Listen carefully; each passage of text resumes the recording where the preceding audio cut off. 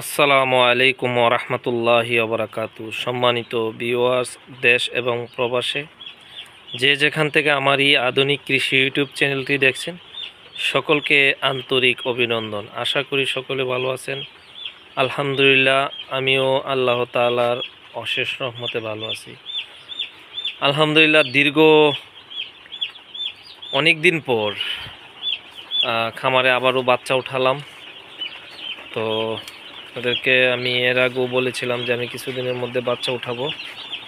তো আর M R এর বাচ্চা আর কি। তো ইপি বাচ্চা সম্ভবত, যদি দেখেন অনেকগুলো কার্টুন, এখান থেকে কার্টুনগুলো সরানো হয়নি।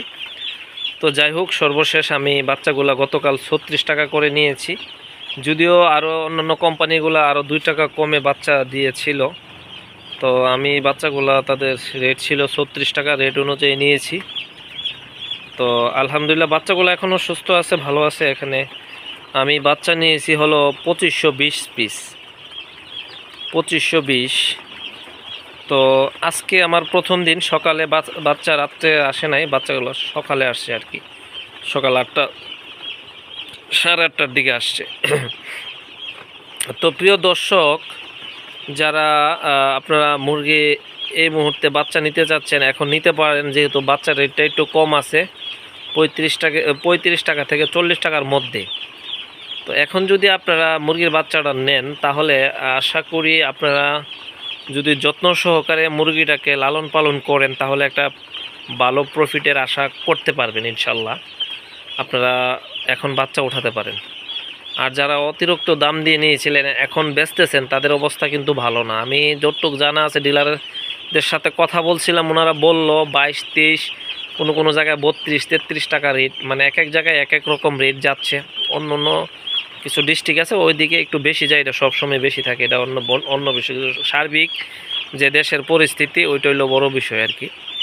তো প্রিয় দর্শক, আপনারা, আমি মাচাতে বোর্ডিং করে, আপনারা জানেন, খাঁচা আর কি, 3 তলায়, যে 3 তলা বিশিষ্ট খাঁচা। তো আমি এখানে আসলে আমার যে খাঁচার সিস্টেম, এখানে দেখেন যে অনেকগুলা 200 ওয়াট 100 ওয়াটের লাইট দিয়ে বাচ্চা একসাথে ছেড়ে দিয়েছে। এখানে 2000, ওইদিকে আছে 500। তো এইভাবে আসলে আপনারা করবেন, আপনারা চেষ্টা করবেন প্রত্যেক খুব মাচার যে 10 ফিট দূরত্ব বা 5 ফিট দূরে দূরে যে খুপ আছে, খুপ অনুযায়ী মুরগি হিসাব করে দেওয়ার জন্য। তাহলে সেক্ষেত্রে মুরগিগুলো একসাথে জড়ো হতে পারবে না। আর এভাবে হয় কি, একটু জড়ো হয়ে যায় আর কি মুরগি। এই যে এদিকটা খালি, আর ওইদিকে মুরগিটা একটু বেশি চলে গেছে, ওই পাশটায় আর কি। তো যাই হোক, প্রিয় দর্শক, আপনারা যারা আমার নিয়মিত ভিডিও দেখেন, আপনাদেরকে আমার পরামর্শ, আপনারা যারা কন্ট্রোল সেট নিয়ে অনেকে চিন্তা ভাবনা করতেছেন, আমার ভিডিওগুলো দেখেন প্রায়। আসলে আমি কিছু ফার্মে গিয়ে তাদের কন্ট্রোলের কিছু সমস্যা সমাধান করে দিয়ে আসছি। তো আপনারা কন্ট্রোল করতে পারেন।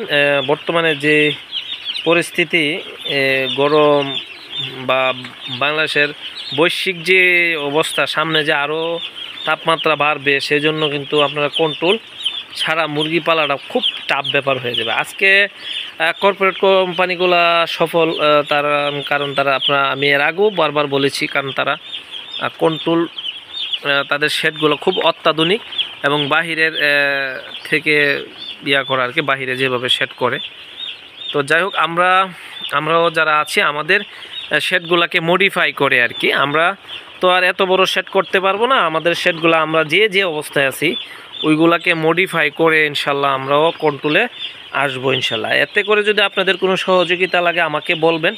আপনারা মানে নিজেরা করতে যে মানে সমস্যায় পড়ে আমাকে অনেকে ফোন দেন, আমার কাছে খুব খারাপ লাগে তখন। আসলে আমি 2-1টা কাজ করতে যে দূরে, আমি নিজে খামারে মুরগি অনেক দিন হয়ে গেছে, মুরগি উঠাতে পারিনি। আজকে মুরগি না, আপনারা জানেন, আমার ভিডিও নিয়মিত দেখেন, আপনারা জানেন আমি কন্ট্রোল শেডের কয়েকটা কাজ আমি করে দিছি সফলভাবে ইনশাল্লাহ। 2-1টা শেডের পরামর্শ দিয়ে আসছি। আর আপনারা এই ধরনের রেগুলেটর ব্যবহার করবেন। যদি এই ধরনের রেগুলেটরটা ব্যবহার করেন, তাহলে দেখবেন অনেকের খামারের মাচার শেডের একটা সমস্যা, লিটার আপনারা ভিজা, মানে বিষ্ঠাটা ভিজে যায়, নরম হয়ে যায়। কারণ হলো নিপল ডিঙ্কার থেকে প্রচুর পরিমাণে পানি পড়ে, সে কারণে আমাদের একটু সমস্যা হয়। লিটার নিয়ে আমরা একটু সমস্যায় আছি মাচায়। তো আপনারা এই জিনিসটা খেয়াল করবেন, যদি আপনারা এই ধরনের একটা ব্যবহার করেন সেক্ষেত্রে দেখবেন যে আপনার খামারটা একটা সুন্দর ভাবে থাকবে, মানে এত লিটার ভিজা বা দুর্গন্ধটা ছড়াবে না আর কি। তো ওই দিকে খেয়াল রাখবেন, এই ধরনের ইয়াগুলো আপনারা অবশ্যই ব্যবহার করবেন।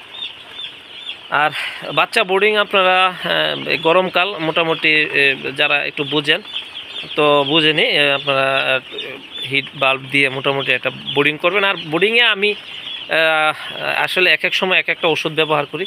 আমি যদি একটু আপনাদেরকে দেখাই, আমি প্রথমে সকালবেলা বাচ্চাগুলোকে নিয়ে লাইসোবিট আমি দিয়েছিলাম। আমার লাইসোবিট, এই যে লাইসোবিট আমি দিয়েছিলাম সকালবেলায় নিই। তারপরে আমার প্রস্তুত আছে আমি রাত্রেবেলা যে এখানে আছে এনরোসিন বেট, এক এক সময় আমি এক একটা দিই, এটা যে সবসময় দিই তা না। এখন অ্যামোক্সিসিলিন আর এভাবে করি। আর শীতের দিন অনেক সময় এ দিই বা ইসেল দিই আর কি। আর এখানে আস্তার যে খাবার, এটা আমার কাছে মোটামুটি ভালো মনে হয়, এটাই আনছি। এই খাবারটা স্টার্টার খাবারটা শেষ হওয়ার আগেই আমি নিজে উৎপাদনে যাব এবার ইনশাল্লাহ, চিন্তা ভাবনা করতেছি। আমার খামারে আপাতত অনেক দিন বন্ধ থাকার কারণে পার্মানেন্ট কোনো লুক নাই। আমি কিছুদিনের মধ্যে লুক নিয়োগ করে আমার খাবার উৎপাদনে চলে যাব। আমি অনেক ভাইদেরকে মেডিসিন দেওয়ার জন্য বারবার আমাকে টাকা দিচ্ছে, আমি মেডিসিন দিতে পারছি না। তো আমি ভাইদেরকে বলছি ইমিডিয়েটলি 2-4 দিনের মধ্যে আমার মেডিসিন আসবে। আমার আগের অনেক মেডিসিন রয়ে গেছে। তো আমার যে কন্ট্রোল শেড আপনারা জানেন, এই যে আমার কুলিং প্যাডগুলো এখানে ফিটিং করা আছে, চতুর্দিকেই বন্ধ শেড আমার এখানে। আপনারা জানেন এটা এই শেডের মধ্যে আমার বর্তমানে যে পরিস্থিতিতে আছে সব মিলিয়ে আমি এখানে 3500 মুরগি তুলতে পারি। আমি মাত্র 2520 পিস মুরগি দিয়েছি, উপরেও 3000 3500 তুলতে পারি। সব মিলে এই শেডটাতে আমার 7000 মুরগি তোলা যায়। হ্যাঁ, আর আমার ওই পাশে আরেকটা শেড আছে, ওইখানে আমি যেটাতে বোর্ডিং করি বা মাঝে মধ্যে চালান দিই, আমার ওইটাতেও আপনাদের মুরগি 2-2.5 তোলা যায়। সব মিলে আমার 8 থেকে 9000 মুরগি আমি একসাথে তুলতে পারি। কিন্তু এখন যে বর্তমান যে বাজার ব্যবস্থাপনা, এই জন্য আমি অনেক দিন বন্ধ রাখার পরে আমি শুধু চিন্তা ভাবনা করছি 2500 মুরগি এখানে তুলছি। আর যদি সুযোগ হয়, লুক আসে আমার, তাহলে যদি পারি তাহলে 1000 মুরগি ওইখানে তুলবে, এর বেশি নয়। কারণ আমি যদি প্রপারলি যত্ন করি এই মুরগিটা থেকে ভালো প্রফিট আনতে পারবো। বেশি নিয়ে কোনো আসলে একসাথে ফায়দা নেই, অনেক টাকারও বিষয়। আর লোক না থাকার কারণে আমি একা মানুষ যত্ন করতে পারি না। আর আমি অবশ্যই লোক নেব। তো আপনাদেরকে বলবো, আপনারা যারা 2000-3000 স্কোয়ার ফিট, আপনারা অনেক সময় চিন্তা করেন কত স্কোয়ার ফিট কতগুলা মুরগি নেওয়া যাবে। ওই চিন্তা থেকে আমরা যদি একটু বেরিয়ে আসি, আমরা যদি 1000 মুরগি নিই, এখন মানে 1000 যাদের শেড আছে তাদেরকে বলবো, আপনারা যদি 1000 শেড, তাহলে আপনি 600 পালেন, 700 পালেন বা 500 পালেন, কম করে লালন পালন করেন, মুরগির ওজনটা বেশি নিয়ে আসেন, 2 কেজি 200, 2 কেজি 300। সেক্ষেত্রে দেখবেন আপনি আপনার এলাকায় 200-400 মুরগি বিক্রি করতে পারবেন এবং 20-30 টাকা বেশি দিয়ে বিক্রি করতে পারবেন। আর যদি আপনি বেশি করেন, তখন আপনি আসলে মানে আপনি এতগুলো মুরগি সেল দিতে গেলে পাইকারদের কাছে দিতে হবে। আর পাইকাররা আপনার মনে করেন ওই মার্কেটের রেট অনুযায়ী, মনে করেন আজকে 132 টাকা আছে, আপনাকে 32 টাকায় রেট দিবে, আপনার 1 টাকাও বেশি দিয়ে নিবে না। আর আপনি যদি খুচরা আপনার এলাকায় দোকানে দেন, তাহলে সেক্ষেত্রে আপনি যেখানে 132 সেখানে আপনি 145 টাকা বিক্রি করতে পারবেন, বা খুচরা বিক্রি করলে 150-60 টাকা বিক্রি করতে পারবেন। সেক্ষেত্রে আপনার একটা প্রফিট চলে আসবে। তো প্রিয় দর্শক, আমি আমার ভিডিও অনেক লম্বা হইতেছে আর কি। যাই হোক, আমি আপনাদেরকে বলবো, আপনারা যারা খাদ্য উৎপাদন করেন বা করবেন, আমাকে অনেক দিন ধরে আমার এই ভিডিও আমি আসলে আপনাদেরকে দিতে পারতেছি না, উৎপাদনের খাদ্য যে কিভাবে উৎপাদন করি। তো ইনশাল্লাহ আমি সামনে 1 সপ্তাহের মধ্যে খাদ্য উৎপাদনে যাব। এই মুরগিগুলোকে আশা করতেছি আমি যদি লুক পাই, তো এটা একটা লুকের বিষয় আছে, কারণ অনেক বড় একটা শেড। তো সেই ক্ষেত্রে আমি যদি লোক পাই, ইনশাল্লাহ আমার নিজের খাদ্যটা আমি নিজে উৎপাদনে ইনশাল্লাহ চলে আসব। তো আপনারা যারা খাদ্য মেডিসিন নেবেন আমাকে নক দিবেন। আর যারা কন্ট্রোল বিষয় সম্পর্কে জানতে চান, পরামর্শ চান, আপনারা বুঝে শুনে একটা শেড করতে চান, সুন্দর একটা শেড। আজকে এক ভাই আমাকে ফোন দিয়েছে গাজীপুর থেকে। ওই ভাইয়ে 110 ফিট এবং হলো 26 ফিট লম্বা একটা শেড। উনি এরকম আমার মতো 3 তলা মাচা করেও উনি খামারটা আজকে লস টস খেয়ে বন্ধ। আজকে মনে প্রায় অনেক দিন ধরে ওনার সাথে আমার কিছুক্ষণ আগে আমার কথা হয়েছে। তো ভাইয়ের কথাগুলো শুনে আমার অনেক খারাপ লাগছে। ভাই এখন একটা চাকরি করে 22,000 টাকা বেতন। উনি লোন নিয়ে সরি দুঃখিত ভাই কথাটা বলতেছি খামারিদের উপকারের জন্য। উনি লোন নিয়ে খামারটা গুছায় করছিল, কিন্তু খামারে লস আসার কারণে উনি চাকরি করে 22,000 টাকা বেতনের মধ্যে 20,000 টাকায় উনি প্রতি মাসে লোনটা দেয়। আসলে অনেক খারাপ লাগে আমরা যারা খামারি আছি প্রান্তিক পর্যায়ে। আপনাদেরকে আমি বারবার বলি ভাই, আমরা প্রয়োজনে নগদে 500 মুরগি পালবো, 5,000 করবো না, 500 মুরগি লাভ করে করব। আমি 5,000 করে যদি আমার 50,000 1 লাখ টাকা লস হয়, তার থেকে আমি 500 মুরগি করে 20,000 টাকা লাভ হওয়া কি অনেক ভালো না? তা আমরা আসলে মনে করি যে আগে কতগুলো মুরগি পালতে পারবো, কত লাভ, আমাদের লোভটা বেশি। আসেন আমরা লোভটা সামলাই, নিজেরা পরিশ্রম করি। হ্যাঁ, নিজেরা পরিশ্রম করি। যারা সফল খামারি আছে তাদের থেকে পরামর্শ নিই এবং তারা কোন দিকে কিভাবে কি করে খামার সফল হয়েছে ওই দিকটা আমরা লক্ষ্য করি। আর ভাই, বর্তমান যে গরম বা যে পরিবেশ, বাংলাদেশের আবহাওয়ার যে অবস্থা, সেক্ষেত্রে কন্ট্রোল শেড যাদের সামর্থ্য আছে, যাদের সামর্থ্য নাই তারা ভবিষ্যতে চিন্তা রাখেন, মাথায় রাখেন যে আমরা ইনশাল্লাহ আমরাও একসময় করবো। আর যাদের সামর্থ্য আছে ইনশাল্লাহ অবশ্যই আপনারা কন্ট্রোল শেড করবেন।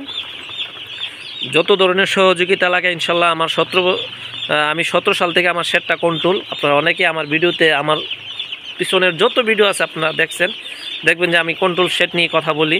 আমার শেডটা মূলত কন্ট্রোল।